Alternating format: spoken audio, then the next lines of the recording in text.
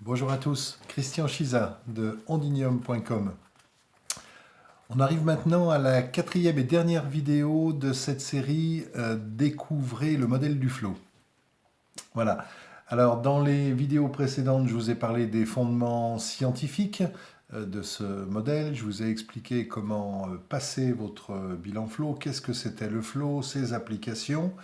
Et là, je vais vous montrer concrètement, quand vous avez passé un bilan flow, un bilan de talent, qu'est-ce qu'il en ressort et ce que vous pouvez en faire pour la suite de votre projet. Voilà.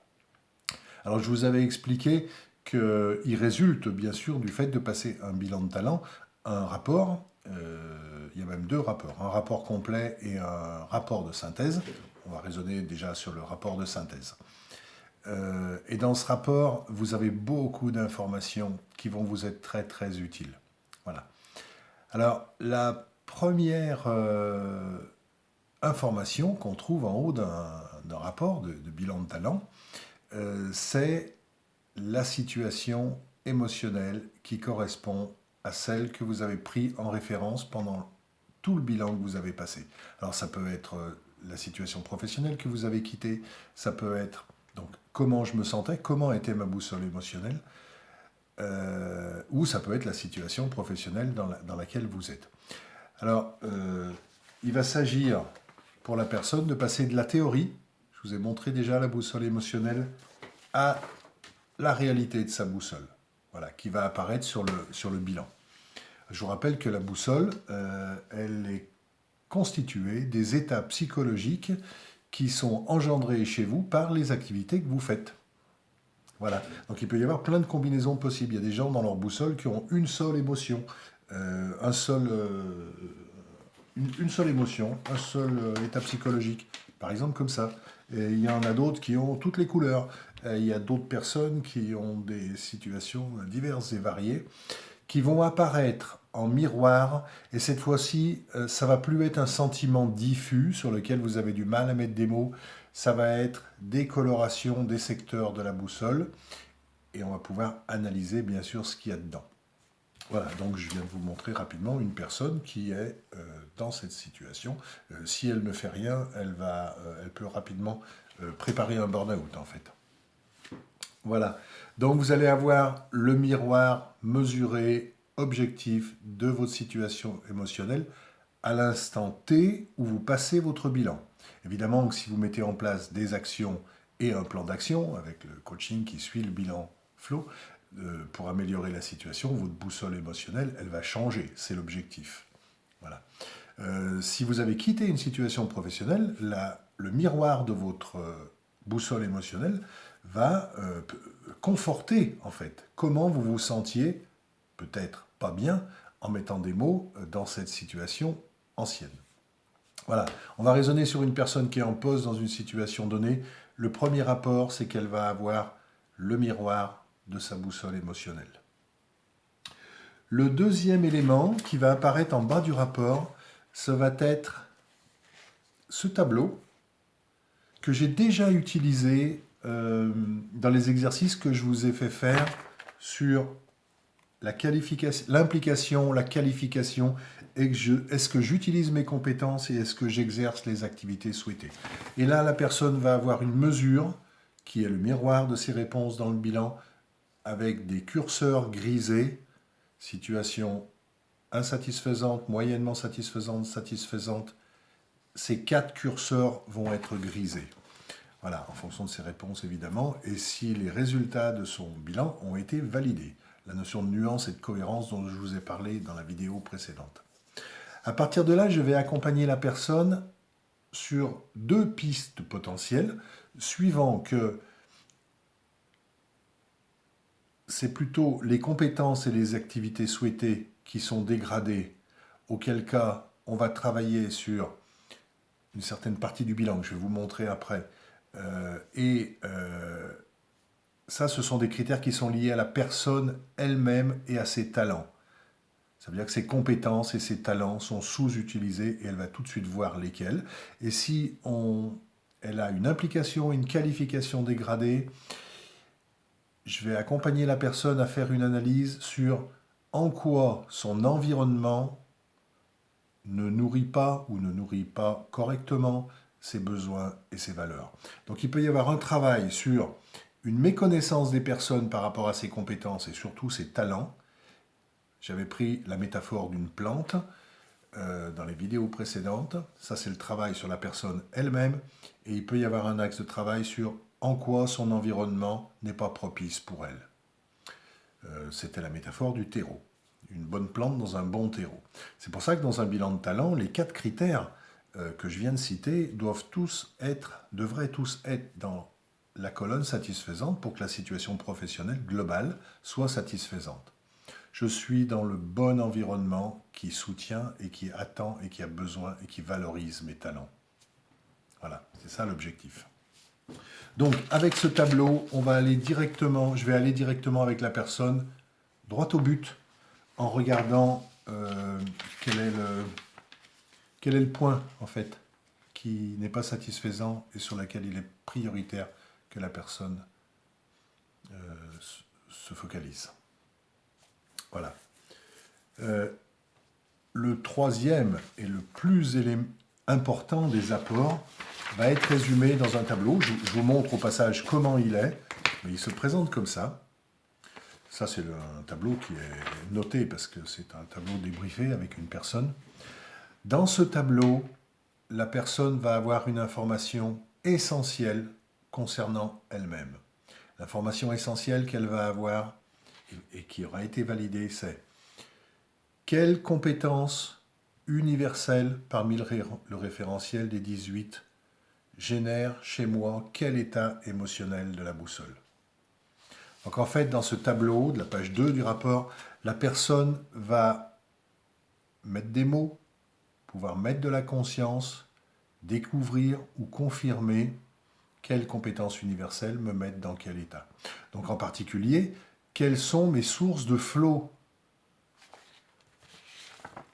Qu'est-ce qui, chez moi, génère du flow? Donc, pour cette personne, par exemple, elle a 3 compétences universelles ici qui génèrent du flow. Ce sont ces 3 talents. Et soit c'est confirmé pour elle, ou alors elle met des mots dessus, ou elle en prend conscience, et elle va devoir faire un travail pour l'intégrer, pour pouvoir en parler. Voilà. Donc, quelle compétence universelle génère du flow? Quelle compétence universelle génère de la maîtrise ou de l'excitation dans la zone de bonne santé émotionnelle? Tout ça, c'est en haut du tableau. Bon, voilà l'exemple pour cette personne. Et puis, plus on va aller vers le bas du tableau, plus ça va parler des compétences universelles qui vont générer chez la personne des émotions dégradées, soit ici, soit ici. Voilà. Donc, en ce qui concerne, par exemple, cette personne, elle a 3 talents: travailler en équipe, effectuer des recherches sur des sujets spécifiques, concevoir et réaliser un projet.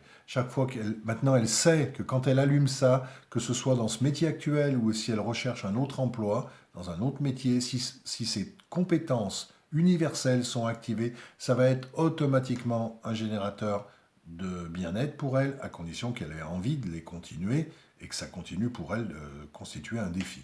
Hein? Voilà.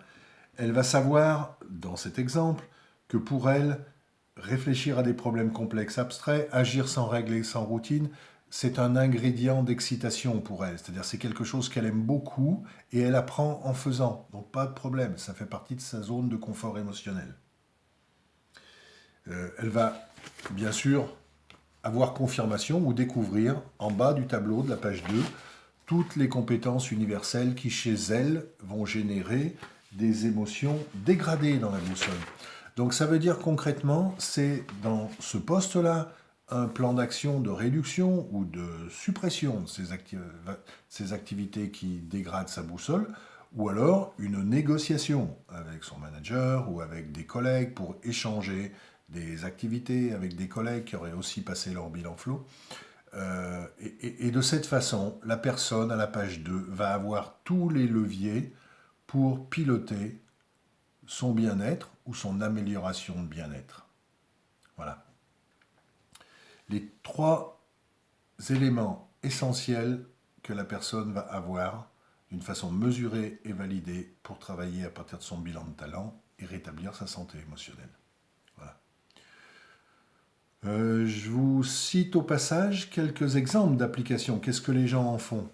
Les gens mènent des plans d'action, les gens ont des prises de conscience, les gens se découvrent.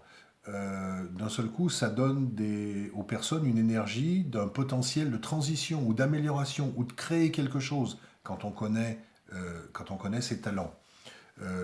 J'ai des personnes que j'accompagne qui, dans leur recherche d'emploi, réalisent en fait qu'il ne s'agit plus de rechercher du travail ou un emploi. Il s'agit de porter dans l'environnement où on souhaite aller ses compétences et ses talents euh, et de les faire rayonner et de vérifier que cet environnement-là en a bien besoin et les soutiendra. Donc ça, en fait, ça peut être tout un processus où la personne va devenir active dans sa recherche d'emploi. Elle va devenir active et elle va prendre la responsabilité de vérifier que l'environnement où elle se présente est bien apte à recevoir ses talents. Voilà. Je constate que ça donne pour les gens une énergie, une forte énergie d'engagement dans les entretiens. Ça donne de la créativité. Les personnes travaillent sur ce sujet avec moi, en préparation d'entretien par exemple, sur apprendre à poser les bonnes questions. Parce qu'en fait, le jeu social de emploi, recrutement, quelquefois, c'est un peu un jeu de dupes où un poste est bien emballé et si la personne n'est pas consciente de là où elle met les pieds, elle aura tendance à sous-estimer l'importance des questions ou des vérifications qu'elle aurait à faire.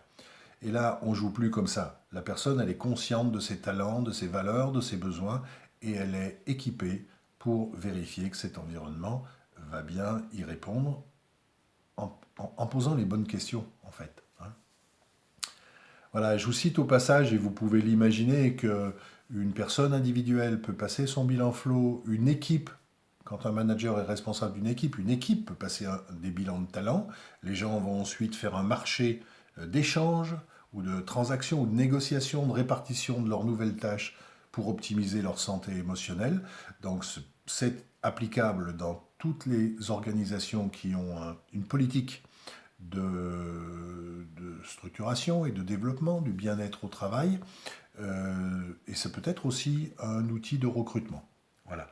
Où au lieu de recruter sur un poste en complément des entretiens individuels classiques, la personne va passer son bilan flow par rapport à un poste sur lequel on aura préalablement réfléchi aux compétences clés, aux compétences universelles qu'il requiert. Voilà. Et en croisant ça avec le bilan flow, on va être sûr que la personne va faire l'affaire et surtout va rester motivée dans le temps.